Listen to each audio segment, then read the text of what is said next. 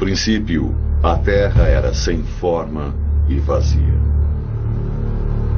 Havia trevas sobre a face do abismo, e o Espírito de Deus pairava por sobre as águas.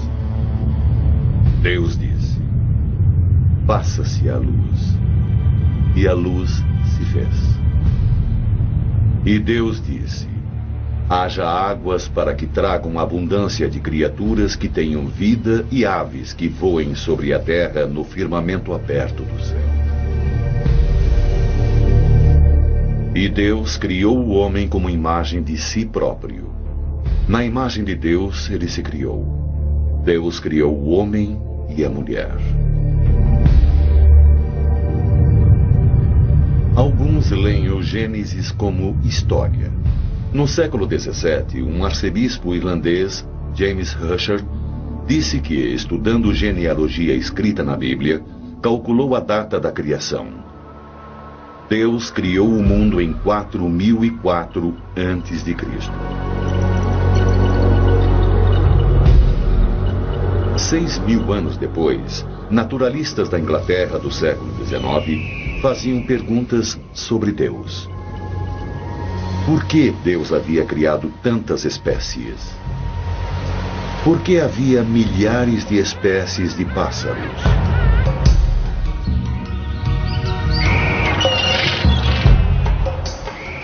E, pelo amor de Deus, por que deveria haver 1 milhão de insetos?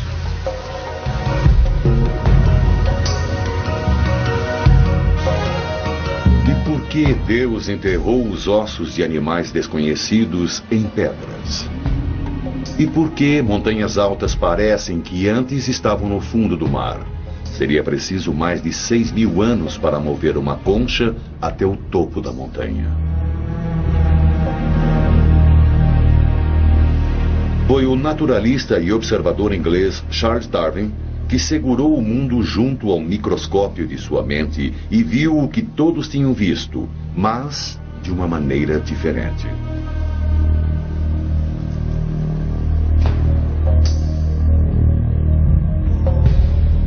Além do Gênesis. Origem das espécies, por Charles Darwin. It is interesting to contemplate a tangled bank clothed with many plants of many kinds, with birds singing on the bushes, with various insects flitting about, and with worms crawling through the damp earth, and to reflect that these elaborately constructed forms, so different from each other and dependent upon each other in so complex a manner, have all been produced by laws acting around us. What Darwin gave us is an explanation, I go further, the explanation, for why we exist. The publication of The Origin of Species by Darwin in 1859 ushered in the greatest intellectual revolution since the proclamation of Christianity 2,000 years earlier. Darwin visualizou o progresso da evolução como sendo igual à árvore da vida. Do tronco sólido de um número limitado de organismos primitivos, através do tempo, brotou robustos galhos de peixes, répteis, plantas e mamíferos. Eles, por sua vez, multiplicaram-se, até finalmente as rosas e rabanetes, pombos e pavões, macacos, gorilas e humanos. A explicação de Darwin baseava-se na teoria da seleção natural da hereditariedade no nascimento de cada novo indivíduo que nascia levemente diferente dos outros. Ocasionalmente, um nasceria mais forte, rápido ou melhor habilitado para acompanhar as mudanças do mundo. Esse indivíduo esforçou-se e passou para os seus filhotes essa vantagem. Geração após geração, pequenas mudanças se acumularam até que um novo organismo não procriava mais como seus ancestrais. Uma nova espécie surgia. Non-random survival over countless generations leads to a gradual evolutionary change from small beginnings on our planet like bacteria over a sufficiently large number of these non-randomly selected generations, you end up with things like us, mammals, birds, highly complicated, beautifully designed creatures. There's not a shred of evidence that will stand the test of time that denies the biblical account of creation. That when God created Adam and then took Eve out of the side of Adam, they were as complete as we are now. That there was no evolution, no change. A teoria de Darwin movimentou o homem da sua posição ocupada no centro da criação, causando um impacto até os dias de hoje. Metade dos americanos prefere a história bíblica da criação. It's like to me saying that this watch, with all of its intricate parts, somebody somewhere just threw a lot of metal up in the air one day and it came down a watch that tells me exactly what time it is. It's even more ridiculous than that, because man is by far a more marvelous creation than this wristwatch. O argumento diz que, se existe o relógio, deve existir seu criador. Então, certamente, quanto mais intrincado o mundo de coisas vivas, mais deve envolver um criador. O que Darwin dizia, somente a luta pela sobrevivência, dando uma grande distância no tempo, pode produzir o rico e variado mundo que vemos hoje.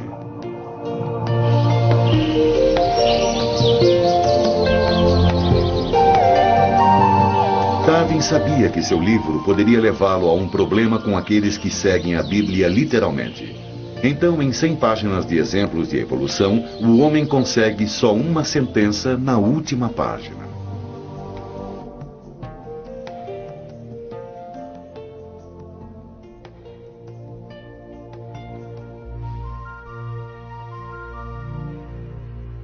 I think people want to believe they're quite special. That, you know, somebody, God, put them there specially as a quite unique kind of creature and minds about them differently from what he minds about other creatures. And of course that's very much not part of Darwin's view. I mean, we're just another species out of many. It seems to be true that real opposition to Darwin developed when people recognized the full implication that we are closely related to apes. This is hard for us to believe today because we're so obviously related to apes. I mean, they're so immensely similar to us. There's that wonderful saying which comes down to us from the Victorian period of a bishop's wife who, when she heard about the idea of evolution, is supposed to have said, let us pray that it's not true, but if it is, let us hope that it will not become widely known. And I think that this is a reflection of a real discomfort that many people have always had with the notion that we are part of a planetary process of evolutionary change. 43 anos após sua morte, Darwin era manchete na América. Eles chamaram isso julgamento do macaco de Scopes. Dateline, Dayton, Tennessee, July 11th, 1925. In a moment, the story. O jovem John Scopes foi acusado de ensinar evolução em suas aulas. O perpétuo candidato a presidente, William Jennings Bryan, levantou-se doente do leito para fazer um comício de acusação. O igualmente famoso Clarence Darrow defendeu Scopes. On the day of the trial, a full house of avid spectators from all over the nation filed in to hear the debate. The issue was no longer the innocence or guilt of Scopes, but rather the final death struggle between two basic human philosophies, fundamentalism versus modernism. No fim foi condenado e teve que pagar uma multa de $100. O veredito foi revertido por uma tecnicalidade, mas a lei permaneceu nos livros no Tennessee até 1967. The Scopes trial was just as farcical as some of the trials today, in which teachers are ordered not to teach the creation model. A teacher should be allowed to teach any and all perspectives of truth. It's been our experience that when we do that, openly and fairly, creation wins hands down. That 47% of the American population doesn't believe in evolution is a very frightening statistic. It's frightening from an educator's point of view because it denies the basic unifying principle of biology, which is, to paraphrase it, nothing in biology makes sense except from an evolutionary perspective. Darwinism has more than its fair share of skepticism, and it's rather hard to see why that should be. Part of the problem is that people are simply ignorant of it. I mean, it's an astonishing thing, but it's true of our educational system, that we teach children just about everything except this really certain fact that we now know, which is why we exist. I believe that there is no other explanation for the kind of elegant, apparently design complexity that we call life, that indeed defines life. Darwin foi cuidadoso em sugerir que criador poderia ter começado o processo de inspirar vida. Mas o simples fato é que Deus não era necessário no universo de Darwin. Intervenção supernatural foi substituída pela seleção natural. Talvez fosse mundo mais lógico. Certamente foi mais solitário.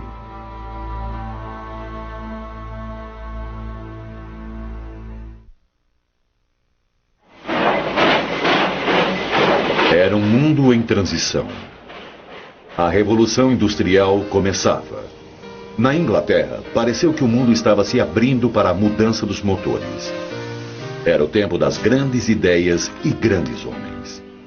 Havia Erasmus Darwin, próspero médico rural, poeta, pensador livre e campeão da nova tecnologia. Seu filho Robert, outro homem de influência, o seguiu na medicina. E quando o segundo filho de Robert nasceu em 12 de fevereiro de 1809, presumiu-se que ele poderia fazer parte da terceira geração de médicos rurais. Mas Charles Robert Darwin era mais feliz nas florestas que nas salas de aula.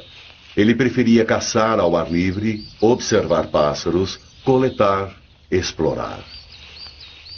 Charles was in and out of country houses and barnyards, and he saw how people selected the best cattle and the best pigs and the best horses and bred from them to improve the quality of the stock. Ele abandonou seus estudos de medicina e foi para a Universidade de Cambridge, onde estudou teologia. And that's when it first occurred to him that he could make his name in natural science. He could make better beetle collections than any of the beetle collectors. He came here to the River Cam and scouted along the banks and looked at the trees and pulled beetles out of the bark. He bested the lot of them. Sabendo que estava mais interessado em colecionar besouros do que salvar almas, 2 de seus professores recomendaram uma viagem através do mundo. O barco chamado Beagle, de 27 metros, foi acertado para uma viagem à América do Sul. Foi o ponto inicial para a alteração na vida de Darwin. A viagem programada para 2 anos terminou após 5. Anos coletando, observando, explorando e escrevendo. A parada mais importante para Darwin foi nas Ilhas Galápagos. Esse jovem arquipélago isolado a 960 quilômetros da costa do Equador era um sonho naturalista, laboratório em evolução. Em 5 semanas de febril ocupação, ele seguiu iguanas marítimas e tartarugas que pareciam variar de ilha para ilha. Colecionou 13 tipos de tentilhões e 3 espécies de mimos policlotos. Os animais devem ter vindo para as ilhas da América do Sul num passado distante. Mas essas criaturas tinham variações marcantes de seus ancestrais continentais. Darwin was amazing. He was 27 years old when he got off the Beagle. His notebooks were bulging with data about all the places he had visited. He had enormous collections. À sua coleção de besouros, ele juntou 1.500 espécies preservadas em álcool, 4.000 peles, ossos e espécimes empalhados e muitos engradados de fósseis. Ele retornou com 3.000 páginas de notas sobre entomologia, geologia, paleontologia e zoologia. Ele era o ídolo da comunidade científica de Londres. Até seu pai se impressionou. Darwin casou-se 2 anos depois. Apresentando suas opções, como ele faria com uma bandeja de insetos, registrou os argumentos contra e a favor do casamento. Na coluna a favor estavam crianças, alguém para cuidar da casa e companheirismo. Seria melhor que um cachorro. Do lado contrário estavam a falta de liberdade, discussão, perda de tempo e menos dinheiro para os livros. O casamento venceu, apesar das consequências. I should never know French, or see the continent, or go to America, or go up in a balloon. Ah, never mind, my boy. Cheer up. There's many a happy slave. Ele se casou com sua prima, Emma Wedgwood, porque, como escreveu, ela era um anjo e tinha dinheiro. Eles mudaram para uma pequena fazenda a 32 quilômetros de Londres e viveram na casa Down pelo resto de suas vidas. Tiveram 10 filhos, mas só 7 sobreviveram até a maioridade. A tristeza pela morte de sua filha Anne, de 10 anos, trouxe um amargo fim à fé que ele ainda tinha no cristianismo. Todos os dias, Darwin andava pelo seu jardim tentando dar sentido às coisas que ele vira na viagem no Beagle. Ele escrevia 3 horas todo dia, embora fosse doente na maior parte de sua vida adulta, aparentemente pelo esforço da ideia que ele secretamente estava desenvolvendo. He saw more and more things that didn't fit in with the thesis that all species are constant. And when the species are not constant, that means that they are changing, they're evolving. That means that he had to come to the conclusion of evolution. So he pointed to the enormous power of selective breeding of cattle and plants and pigeons that humans have exerted and bred things like Pekingese dogs and pouter pigeons and cabbages that we eat, cauliflowers and so on, all starting from very different ancestors.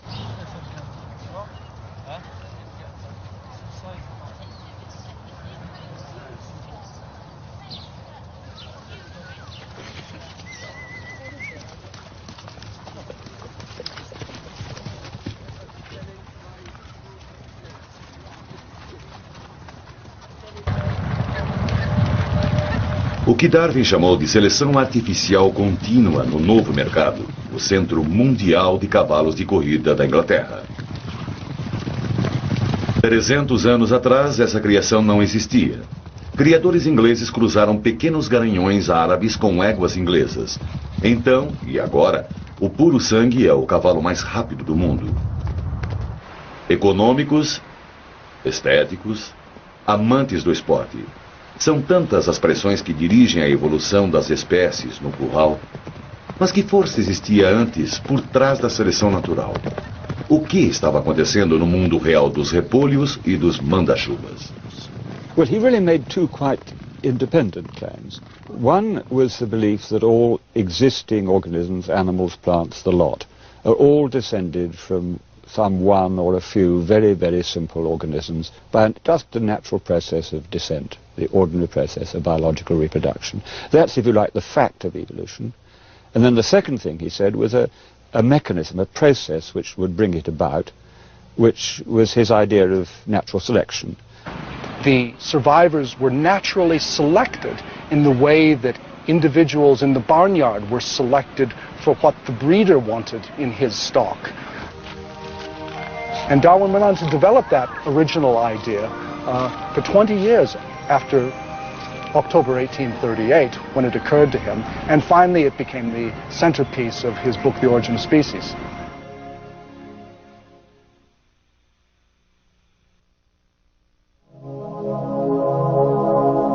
Nutrida pelos raios de sol e cavernas ancestrais, a vida orgânica começou embaixo d'água.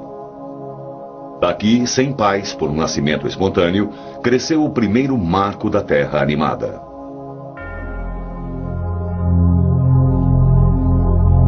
Essa aclamação à evolução foi escrita pelo velho Erasmus Darwin, mais ou menos uma década antes de Charles nascer. A ideia que as criaturas evoluem veio primeiro dos antigos gregos, mas foi explorado no começo de 1800. Um naturalista francês, Jean-Baptiste Pierre-Antoine de Monod, Chevalier de Lamarck, publicou uma obra propondo que todas as formas de vida originaram de um simples organismo. Ele observou que a variedade de vida era o resultado das espécies reagindo ao seu ambiente. Para explicar isso, Lamarck sugeriu as características adquiridas por um dos pais. Por exemplo, músculos bem desenvolvidos poderiam ser passados para os descendentes. A única coisa dessa teoria é que era errada. Sabemos agora que a genética controla os traços passados dos pais aos filhos, não o que os pais fizeram durante suas vidas. Darwin fez seus caminhos ao menos tentando entender o porquê da evolução. Esses eram os 3 elementos em sua teoria. Primeiro, no acaso da mistura da hereditariedade, cada indivíduo nasce um pouco diferente dos outros. Most animals, most plants, and indeed even many bacteria have sexual processes whereby genes from 2 different parental lineages come together in a single descendant. So it's the uniting of inventions made in different lineages into a single descendant that seems to be the great thing that sex does for you. O segundo elemento é a crueldade da natureza. Em breve nascerão mais indivíduos do que o mundo pode suportar. Existe uma luta pela sobrevivência. Algumas das diferenças herdadas acopladas a uma mutação dará ao organismo uma vantagem na luta para permanecer vivo. Se uma plumagem mais brilhante é mais atraente para o sexo oposto, o mais vistoso dos pássaros terá mais fêmeas e os machos terão no futuro penas mais bonitas. A natureza seleciona as melhores formas de vida adaptada ao meio ambiente para viver e reproduzir. Em 1942, a teoria darwiniana da seleção natural estava essencialmente completa. Ele escreveu um opúsculo e 2 anos mais tarde o expandiu num ensaio de 230 páginas a ser publicado no dia de sua morte. Ele viu como o poder anglicano poderia caçar, humilhar e até prender aqueles que negavam Deus. Darwin foi muito cauteloso na publicação, mas muito ambicioso e orgulhoso para ter sua ideia morrendo com ele. Por 15 anos ele coletou e colecionou um banco de dados, dando apoio à sua seleção natural no seu estúdio na Casa Down. Ele escreveu artigos e livros científicos, mas manteve secreto o seu trabalho mais especulativo. After that, he was persuaded by his friend Lyell to sit down now and start working up this book on species that he had been planning so long. Que choque quando abriu a correspondência um dia em 1958. Alfred Russel Wallace, um jovem naturalista coletor de espécies da Malásia, enviou a ele um artigo pedindo para rever a ideia que tinha tido. Darwin read this essay. He was thunderstruck because it was his own theory of natural selection, as he himself said. Darwin rapidamente escreveu um resumo do seu trabalho e mandou os 2 papéis para serem lidos por cientistas e naturalistas na prestigiosa sociedade Linnean. Agora que Darwin era uma figura pública, seu medo de censura o assustou quando ele tentava concluir o trabalho mais importante da sua vida para a publicação. Those 18 months were murder for Darwin. Darwin was still afraid of persecution. After months and months of struggling, Darwin finally finished the last proof. He went all the way up to the farthest verge of civilization on the North Yorkshire moors, and there Darwin was miserable. He didn't have his wife and his kids with him to begin with. He tripped and his ankles swelled up huge so he could hardly walk. He had a fiery rash on his face. He developed boils. He said it was like living in hell. And what was he doing when he was there? He was writing letters to accompany pre-publication copies of The Origin of Species, to go out to all of the naturalists, the geologists, the old Anglican clergymen whose respect he had cultivated for so many years. And his letters were peppered with phrases like, "You will not approve of your old student. You will abhor what I've written.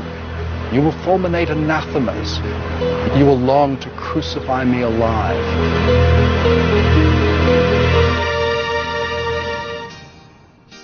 A primeira impressão foi esgotada no dia da publicação. Darwin ficou surpreso em ouvir que as cópias tinham sido agarradas pelos comutadores na estação de Waterloo. A imprensa viu o intento de Darwin em diminuir a evolução do homem em sua longa barba branca, que se transformou rapidamente num ícone nos magazines. Dos conservadores religiosos veio o esperado ataque de que o livro era de um ateísmo absurdo. Da comunidade científica veio um autoelogio e algo equivalente a "por que eu não pensei nisso?". Em 30 de junho de 1860, a controvérsia veio à tona no debate diante da Associação Britânica de Ciência Avançada. O bispo Samuel Wilberforce atacou o ponto de vista darwiniano. O biólogo T.H. Huxley apoiou a seleção natural. Em frente a 700 pessoas amontoadas numa lotada biblioteca, o bispo perguntou a Huxley se ele era descendente de um macaco por parte de seu avô ou avó. Huxley sussurrou ao amigo: "O senhor entregou ele em minhas mãos." E levantando-se disse à assistência que ele preferiria ter um gorila como avô do que um homem que introduziu o ridículo numa reunião científica. Os argumentos sobre a origem das espécies estão ainda persistindo, dos púlpitos das igrejas a seminários em escolas graduadas como este que James Moore ensinou em Harvard. It's an ape book, isn't it? The people at the time saw monkeys running through the pages, or apes. I mean, I don't think he had any sense that he could write a book like this and not be writing about human beings. I think he was canny in terms of not addressing it directly to his descent of man. But I think this is absolutely about the central, sort of the National Enquirer headline that his contemporary readers would be coming at this about is, okay, what does this say about us and God? Is that a correct reading of Darwin? Is there a correct reading of any text? There's no other 19th century work of biology to which contemporary biologists, scientists working today, would go back in order to see whether they could learn something new. In the history of biology, it's difficult to conceive of a greater book than The Origin of Species. It fundamentally, and I believe permanently, changed our view of nature. Vivemos num mundo de princípios darwinianos. Precisamos nova vacina para a gripe todo ano. Pesticida para insetos resistentes está devastando plantações. Cólera, malária e tuberculose estão voltando. O vírus da AIDS muda tão rapidamente que as drogas pararam de agir. Encourage the evolution of resistance to the very antibiotics we want to use. It's extremely irresponsible, careless and stupid of us. And if, well, let's put it like this, if all doctors learnt some evolution theory when they were in college, it might have saved a great many deaths. Se sua visão é boa, você sabe onde olhar. Você pode observar os princípios darwinianos em ação. Na Faculdade de Medicina e Cirurgia da Universidade de Colômbia, bandejas infestadas de cultura bacteriana são usadas para estudar como os organismos mudam. Uma vez que a bactéria se estabeleceu e procriou-se, pequenas doses de antibióticos são introduzidas. O círculo em torno de cada dose é uma zona mortal. Maior o círculo, maior número de bactérias têm sido mortas, mais efetiva é a droga. Mas milhões de bactérias individuais numa colônia, uma pequena fração será resistente à droga. Quando as demais morrem, os sobreviventes tomam o lugar. Virtually all Staphylococci in the world in 1941 were susceptible to penicillin. By 1944, although very little penicillin had been used in a hospital, what had happened is 25% had become resistant. By 47, when one started to use penicillin extensively in hospitals to treat pneumococcal pneumonia, to treat severe infections, what had happened, we were up to 75% resistance. Those organisms now would not be killed by penicillin. Assim sendo, as descobertas foram aclamadas somente por alguns anos como as drogas miraculosas, não se tornando a panaceia permanente que pensávamos que fosse. É por isso que as doenças que tínhamos vencido, como a malária e tuberculose, estão voltando apesar dos esforços em combatê-las. The case of malaria, which is also becoming a very serious disease again, it's partly that the malarial parasite has changed. It's also, of course, that malaria is transmitted by mosquitoes, and the mosquitoes have changed. I mean, we used to be able to kill the mosquitoes with insecticide, and now we can't. So it's both the mosquito and the malaria are changing. We're creating trouble for ourselves. I mean, if you go into my greenhouse, you'll find there are whitefly in there. Now, you cannot kill those whitefly with any insecticide that you can buy from the garden shop down the road, though 20 years ago you would have been able to. Those whitefly have evolved a resistance to insecticide. O que vemos nos microscópios e nas manchetes é a natural seleção do trabalho. No, it is a continuous little race going on between predators and their prey, diseases and their hosts and so on. Constantly happening. O ser humano não muda, ao contrário das bactérias e vírus que podem mudar e se adaptar numa velocidade espantosa. Humanos mudam tão devagar que mais de 95% da nossa genética fazem as informações voltarem à idade da pedra. Isso tem um impacto nas nossas emoções e poder de resistência. We were not evolved in order to sit in motor cars and drive around at 70 or 80 miles an hour.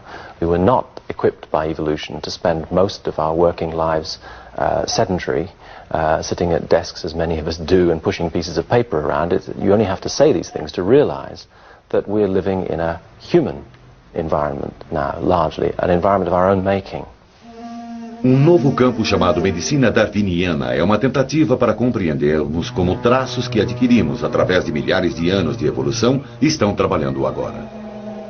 We may be doing things which sometimes are so different from the way things were when we evolved that we set up some tensions. A classic example that's often used would be we are equipped to respond to emergency situations with what Walter Cannon called the fight or flight response, which, adrenaline pumping round, blood sugar raised, and so on. Existe ponto para tudo isso. A adrenalina acelera a ação do tempo. Aumento de açúcar nos dá energia instantânea. Sangue é desviado para os músculos e estamos prontos para lutar contra tudo. Quando só o que estamos enfrentando é uma multa de estacionamento. Medicina darwiniana tem uma resposta ou desculpa, talvez, para aqueles preocupados com o peso. We've all been educated ad nauseum to quit eating so much fat, quit eating so much salt, quit eating so much sugar, and we all keep doing it. Well, the selective disadvantage of eating too little might be that you might starve when the next famine comes by. And therefore, a few extra pounds that are going to get you through that period will be quite advantageous. So it's not surprising that in the brain, mechanisms have been shaped that ensure that when adequate food is available, we tend to eat a little too much rather than a little too little. Controvertidamente, tentamos aplicar leis mais brandas ao comportamento humano. Some of our, perhaps, behavioral responses that are highly aggressive under certain circumstances may be behavioral responses that we share with chimpanzees and gorillas. Alguns cientistas combatendo a compreensão da evolução vão longe na explicação das vantagens de certos comportamentos que vemos no mundo hoje. O campo é chamado biologia.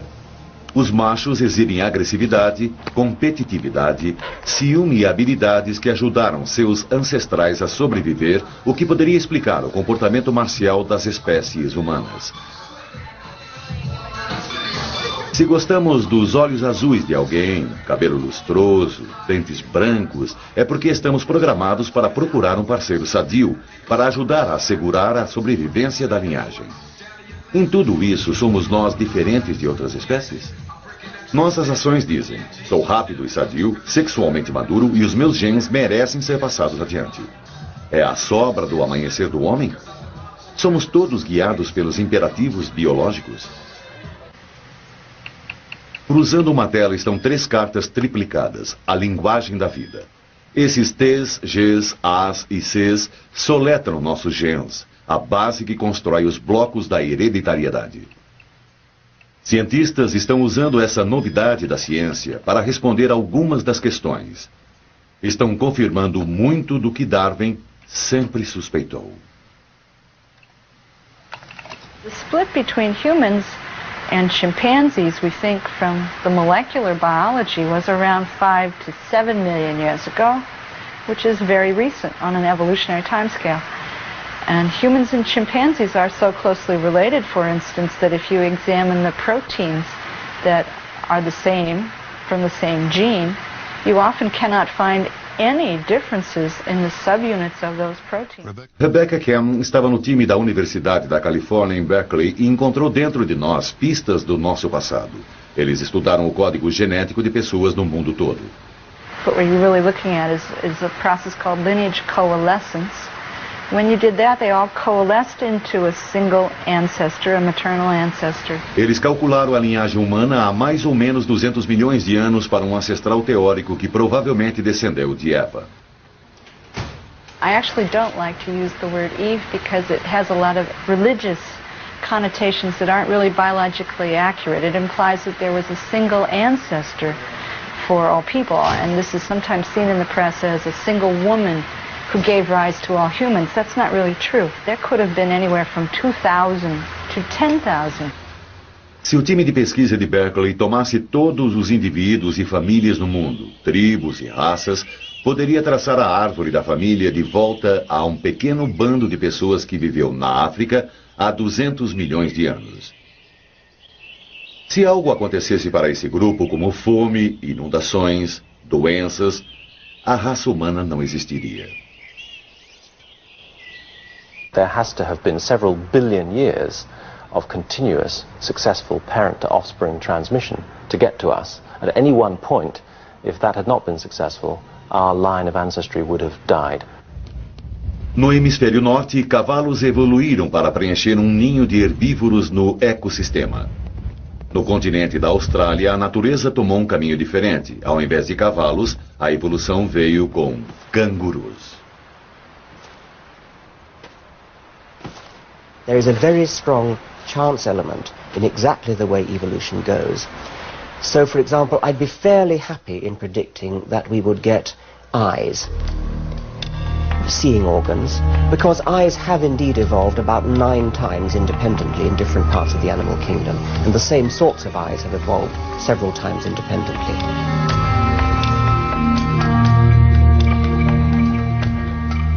It might not even finish up with an intelligent, communicating, talking animal. I mean, it's very striking that the dinosaurs ruled the earth for 100 million years. They ran about on their hind legs, so their hands were free. There's nothing to stop them making tools. And yet they never invented or evolved an intelligent, speaking form.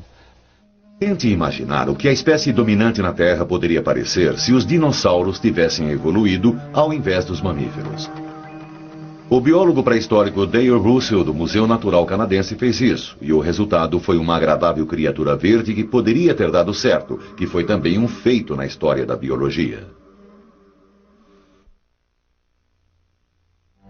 Karl Marx, Andrew Carnegie, Joseph Stalin, John D. Rockefeller, Adolf Hitler.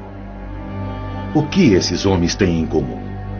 Dos capitalistas aos comunistas, todos acharam a errônea interpretação de Darwin para justificar a conduta de suas vidas.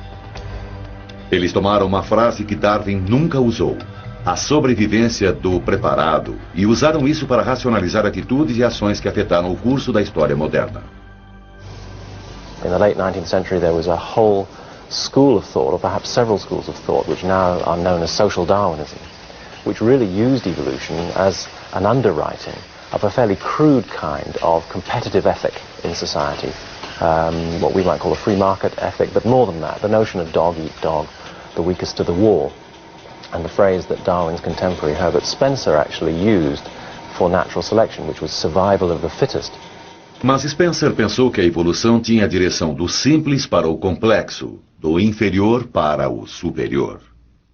Well, the master race idea, from which we think of in connection with the 30s and with Germany, in some senses was the low point in the whole attempt to apply evolutionary and biological thinking to human affairs. Os nazistas ensinaram que os judeus eram involuídos. A raça ariana, eles disseram, era o pináculo da evolução e a manutenção da pureza racial foi uma obrigação evolucionária.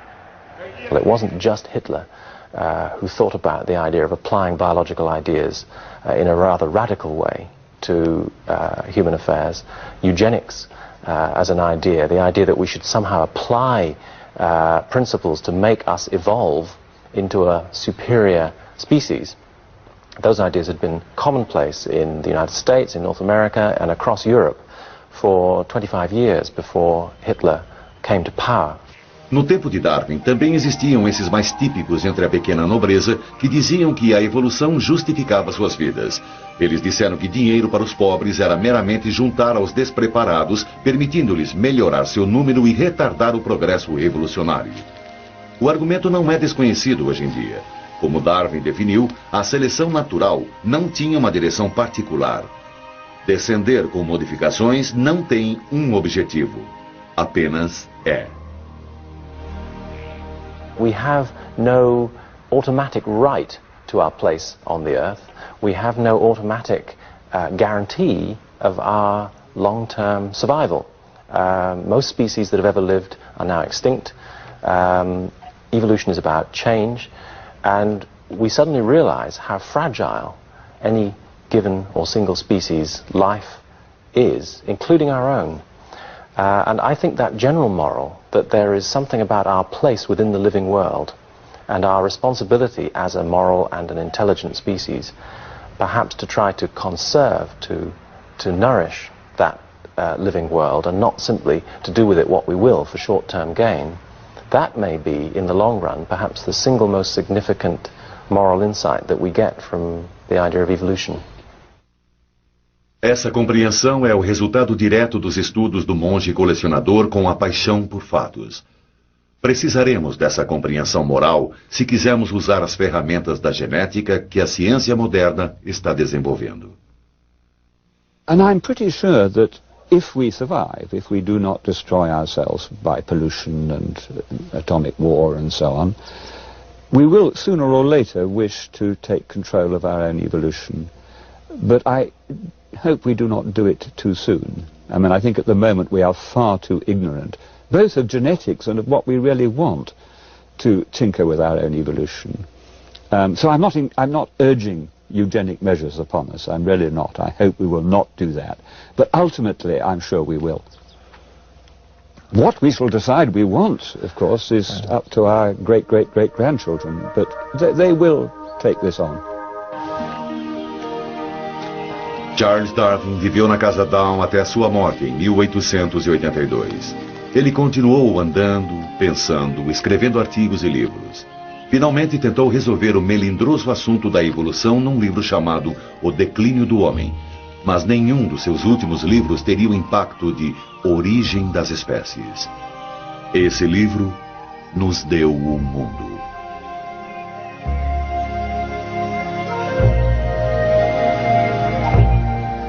There is grandeur in this view of life, with its several powers having been originally breathed by the Creator into a few forms or into one. From so simple a beginning, endless forms, most beautiful and most wonderful, have been and are being evolved.